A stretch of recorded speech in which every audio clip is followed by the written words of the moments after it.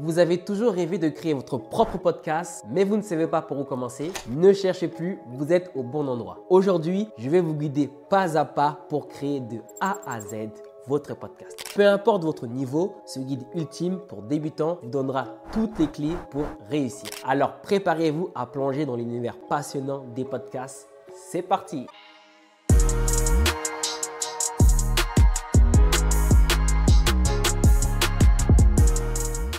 Avant de rentrer dans le vif du sujet, parlons de pourquoi vous devez créer un podcast aujourd'hui. Un podcast, c'est un excellent moyen de partager vos idées, de développer votre marque personnelle et de créer une communauté engagée. De plus, c'est un format très flexible pour vous si vous voulez l'écouter dans la voiture ou en faisant du sport ou en cuisinant tout simplement. La première étape pour créer un podcast, c'est de définir c'est quoi votre niche. Quel sujet vous passionne et sur lequel vous voulez parler sans fin. Il faut être passionné par rapport à ce que vous discutez. Il faut un sujet qui vous parle. Une fois que votre niche est trouvée, il faut identifier c'est quoi votre audience cible. C'est qui que vous visez, qui sont les personnes qui vont vous écouter, c'est quoi leur centre d'intérêt. Cela vous aidera à adapter votre contenu à leurs besoins et à capter leur attention. C'est vraiment important. Dans mon cas, moi par exemple, dans mon podcast Le 1%, c'est un podcast dans lequel je mets en avant les entrepreneurs qui font une différence dans leur domaine. Donc je vise vraiment les 1% des personnes qui se démarquent dans le monde de l'entrepreneuriat. Donc c'est ça ma niche. Donc mon audience, ça va vraiment être des professionnels, des entrepreneurs qui sont en démarrage ou des entrepreneurs qui sont déjà en croissance. Donc ça va être des personnes vraiment qui sont intéressées dans le monde du business. Donc c'est ça ma niche et c'est ça mon audience. Donc pour vous, vous devez faire la même chose. Vous devez trouver votre niche et ensuite déterminer c'est qui l'audience cible que vous voulez viser. En passant, mon podcast est disponible partout sur Spotify, sur YouTube, sur Apple Music, le 1% by Anthony Amenya. En deuxième lieu, vous devez choisir votre format pour votre podcast. Donc, il existe plusieurs formats de podcast parmi lesquels vous pouvez choisir. Il y a le monologue, c'est-à-dire que vous parlez seul sur un sujet. Il y a ce qu'on appelle les entrevues, donc les interviews où vous invitez des experts ou des invités pour discuter de divers sujets. Il y a les discussions de groupe où vous allez être plusieurs co-animateurs à discuter ensemble. Il y a le narratif où vous racontez des histoires ou créez des séries audio. Donc, vous devez choisir un format qui vous met vraiment à l'aise et qui convient à votre niche. Dans mon cas, moi, j'ai choisi le format entrevue dans lequel j'invite une ou deux personnes avec moi. C'est moi vraiment l'animateur et je leur fais un entrevue. Je leur prépare des questions sur des sujets spécifiques du monde de l'entrepreneuriat.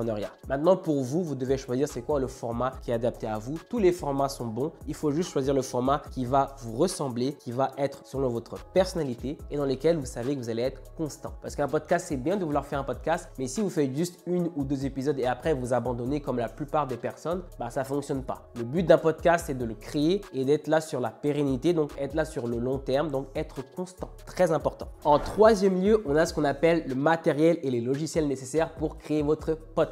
Maintenant, ce qui va se passer, c'est que vous aurez deux options. L'option 1, c'est d'aller donc dans un studio de création de contenu de podcast dans lequel vous aurez déjà tous les équipements. Donc les lumières, les micros, les caméras, l'équipe qui va éditer. Ensuite, ils vous livrent le contenu déjà pré-monté et soit vous le montez chez vous à la maison ou vous demandez à l'équipe même de vous monter tout au complet et c'est fini. Ça, c'est l'option 1. Ça demande un budget. C'est sûr que quand on démarre, on n'a pas forcément le budget. Mais c'est une solution qui est très simple et rapide. Ensuite, l'autre option, c'est de le faire chez soi, donc d'acheter les équipements. Donc là, je vais lister les équipements dont vous aurez besoin pour créer un podcast. Mais ça, c'est l'option 2 si vous ne voulez pas à chaque fois dépenser pour aller dans un studio de création de contenu. Donc là, maintenant, je vais lister le matériel nécessaire pour les équipements. Et à la fin, je vais vous dire c'est quoi, vers où vous devez aller selon l'état et le début. Et ensuite, à la fin, je vais vous dire dans quelle direction vous devriez aller selon votre stade de création de contenu. Alors, voici la liste des équipements dont vous aurez besoin. Premièrement, un microphone. Donc, un bon micro, c'est essentiel pour une qualité audio et claire. Donc, les modèles les plus populaires que moi j'adore, déjà, c'est le Shure SM7. Lui, je suis en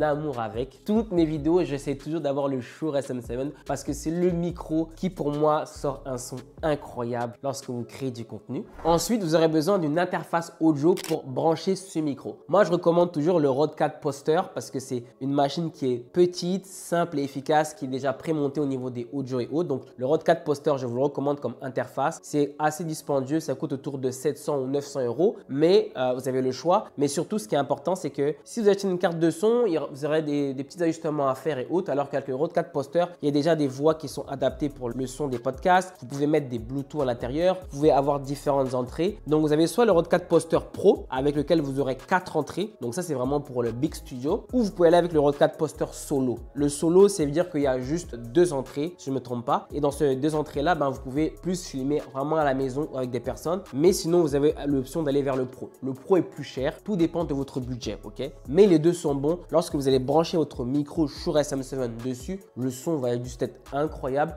Et après ça, ce qui est bien avec le Rodecaster, c'est que vous mettez votre carte de son mini à l'intérieur et après le son est déjà prêt à sortir. Vous n'avez pas besoin de vous prendre la tête. Vous pouvez l'exporter sur votre ordinateur. Le son sera déjà efficace. Ensuite, vous aurez besoin d'un casque, ok? Pour éviter les retours audio. C'est important d'avoir un casque pour bien comprendre, bien entendre le son. C'est super important. Même si durant le podcast, vous n'utilisez pas votre casque, c'est bien d'avoir un casque pour les retours audio. Ensuite, dépendamment si vous faites un podcast audio ou vidéo. Si c'est l'audio, vous vous arrêtez là. C'est sûr que vous aurez besoin d'un logiciel de montage. Donc, ça peut être GarageBand, Pro Tools ou Final Cut ou peu importe pour faire les montages. Mais par contre, si vous faites de la vidéo, vous aurez besoin de caméra. À ce moment-là, il vous faut donc une caméra avec un angle assez intéressant qui est sur vous. Et il faudra une autre caméra où il y aura peut-être un deuxième angle qui est différent. Donc, moi, comment je fonctionne d'habitude, c'est qu'il y a toujours une caméra qui est large dans laquelle on voit tout le monde durant le podcast, comme dans le 1% comme vous voyez actuellement. Et ensuite, j'essaie toujours d'avoir une caméra sur chacun des intervenants. Donc, l'animateur ou le co-animateur et l'invité. Comme ça varie puis c'est pas ennuyant. Donc ça, c'est au niveau des caméras. Ensuite, quatrièmement, vous devez enregistrer votre podcast et faire le montage. Donc, une fois que vous avez tout le matériel, il est temps d'enregistrer votre premier épisode. Trouvez un endroit calme pour éviter les bruits de fond. Et voici quelques conseils pour un enregistrement réussi. Donc, vous devez préparer un script. Même si vous ne connaissez pas à la lettre, ça vous aidera vraiment à rester sur le bon chemin et à structurer votre podcast. Moi, dans chacun de mes podcasts, j'ai toujours un document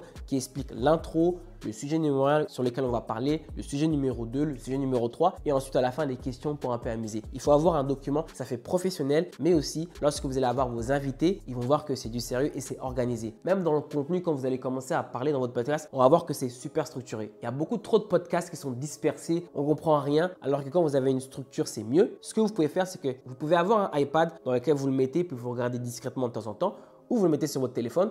Durant le podcast, quand vous communiquez, vous regardez de temps en temps votre document pour vous assurer que vous êtes toujours on track et toujours bien structuré dans votre contenu. Ensuite, il faut parler clairement. Prenez votre temps et articulez bien. Soyez naturel. Votre audience va entendre votre personnalité. Pour le montage, vous pouvez supprimer les erreurs et ajouter de la musique de fond et ajuster le volume pour une expérience d'écoute agréable. En cinquième, on a le branding et le design. Donc, pour attirer des auditeurs dans votre podcast, le visuel doit être attrayant. Voici quelques éléments clés à prendre en compte. Déjà, vous devez avoir un logo. Donc, créez un logo unique et reconnaissable pour votre podcast pour que les gens, quand ils aillent sur Spotify, sur toutes les plateformes, on vous reconnaisse immédiatement. Vous devez aussi avoir une couverture. Donc, concevez une couverture accrocheuse pour votre podcast et utilisez des couleurs vives et des images claires. Comme vous voyez actuellement, mon podcast 1%, voici ma couverture, voici ce que j'ai réalisé. Quand on voit cette couleur, ce vert, on sait que c'est moi, on sait que c'est l'entrepreneuriat, on sait que c'est Antonio Mena. J'ai vraiment mis un branding qui est fort. Ce que j'aimerais rajouter par rapport à YouTube, c'est important les thumbnails. Vous voyez dans mon podcast le 1%, tous les thumbnails qu'il y a, je les ai vraiment travaillés. Même lorsque vous allez faire les recherches et autres, c'est le thumbnail qu'on voit en premier sur YouTube. Donc, c'est important d'avoir un thumbnail qui vous parle, qui parle à l'audience aussi. Mais aussi, important lorsque vous mettez les titres de votre podcast, de bien choisir des titres qui sont bien